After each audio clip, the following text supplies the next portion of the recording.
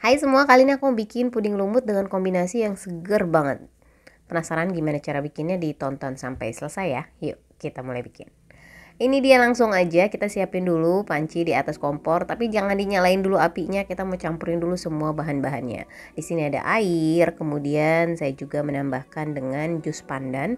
Ini adalah jus pandan yang di blender bersama dengan daun suji. Daun sujinya lebih banyak dari daun pandannya. Kemudian diendapkan dulu di dalam kulkas dan saya ambil endapannya aja. Kemudian ditambahkan dengan santan instan.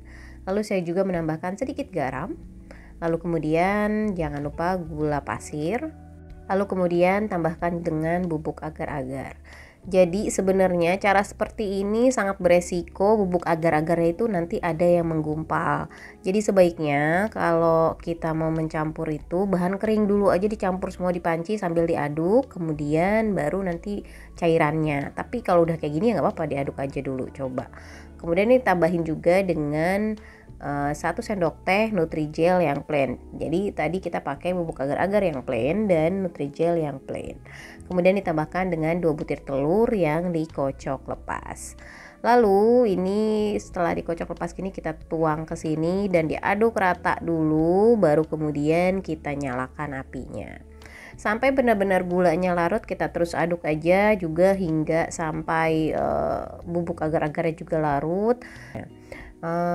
Kalau mau supaya kita kadang mendapati puding kita tuh suka ada bubuk agar-agar yang menggumpal ya, itu karena dia udah terlanjur tercampur dengan air. Kalau mau tuh dicampur aja dulu dari gula pasirnya, diaduk rata dulu, baru kemudian dituang ke cairannya. Ini sudah proses memasak, jadi pertama diaduk rata, lalu kemudian sambil diaduk perlahan-lahan, lalu saat dia mulai mendidih dibiarkan dulu, jangan diaduk sampai dia pecah dulu santannya agar membentuk lumut yang kita harapkan itu. Enaknya menggunakan jus pandan ini nanti endapannya airnya itu nggak ikutan hijau, tapi kalau menggunakan pasta pandan biasanya nanti air endapannya juga hijau, nggak cuman lumutnya. Tapi kalau pakai jus pandan ini hanya lumutnya aja yang hijau. Nah ini kan sudah pecah seperti ini, baru kita aduk sebentar aja sekali, lalu kemudian tinggal kita matikan kompornya dan diangkat.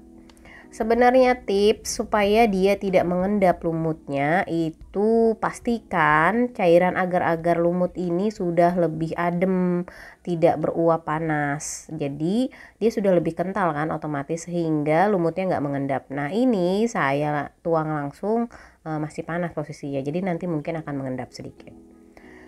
Kemudian ini lapis kedua kita buat ya. Ini simpel aja, pakai air kelapa. Jadi kita beli kelapa yang muda, kita pisah air dan dagingnya. Kemudian ini air kelapanya kita taruh di panci, kita tuang, lalu tambahkan dengan gula pasir dan bubuk agar-agar 1 bungkus. Lalu kemudian saya juga menambahkan dengan bubuk Nutrijel yang plain ya, dua-duanya plain.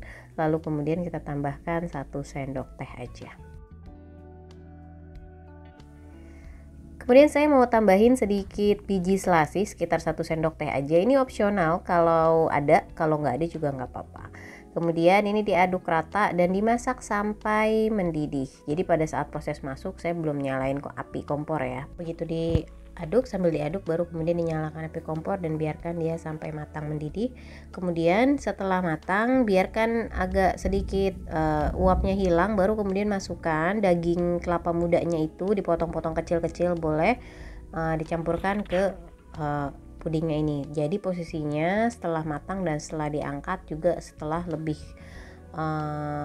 hangat gitu ya, nggak panas-panas banget, biar daging kelapanya nggak matang. Kemudian ini dia nih, ini sudah proses masukin daging kelapa sudah, dan kita perhatikan puding lumut yang tadi itu sudah lebih set ya, jadi bagian atasnya bisa disentuh dan nggak nempel, nggak rusak. Kalau bisa dikipasin aja biar lebih cepat saat kita ke proses berikutnya. Dan ini dituang perlahan-lahan aja, sepelan ini di tahap-tahap awal beneran harus pelan-pelan supaya dia nggak jebol ke bagian bawahnya, perlahan-lahan. Dan banyaknya daging kelapanya sebenarnya sesuai selera aja. Ini juga kan sesuai dengan yang kita beli, kadang-kadang dapat sedikit daging kelapanya, kadang-kadang banyak, jadi bisa disesuaikan aja sesuai selera dan sesuai stok yang ada. Ini dituang perlahan-lahan semuanya. Kemudian setelah ini baru kita istirahatkan dulu aja sampai benar-benar adem banget, baru kemudian masukkan ke kulkas, simpan beberapa jam hingga nanti dia mengeras dan baru kita akan keluarkan. Oh iya, aku mau ingetin ke teman-teman sekalian, kalau setelah video ini saya juga akan bikin video puding, tapi tentu aja yang ekonomis, yang simple, yang hemat-hemat bahannya tapi rasanya enak dan tampilannya cantik menarik. Makanya jangan lupa di subscribe dan jangan lupa juga notifnya dinyalain, loncengnya, supaya dapat terus update video terbaru kita. Kalau bisa baru kita keluarkan. Caranya kalau pakai loyang plastik bisa kita goyang-goyangin aja ya, kita pencet-pencet sedikit loyang plastiknya dan dia ntar turun.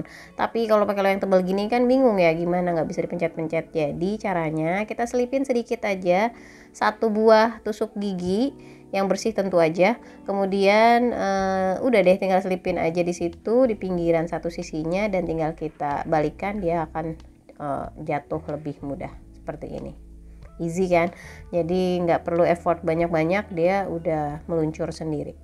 Ini dia hasilnya, bisa dilihat ya, ada mengendap sedikit, itu karena saya nuangnya selagi panas. Kalau mau tidak mengendap, sebaiknya biarkan dia adem dulu sampai dia jadi kayak lebih mengental, baru kemudian tuang ke loyang, ntar dia nggak mengendap, lumutnya merata ke seluruh bagian loyang pudingnya.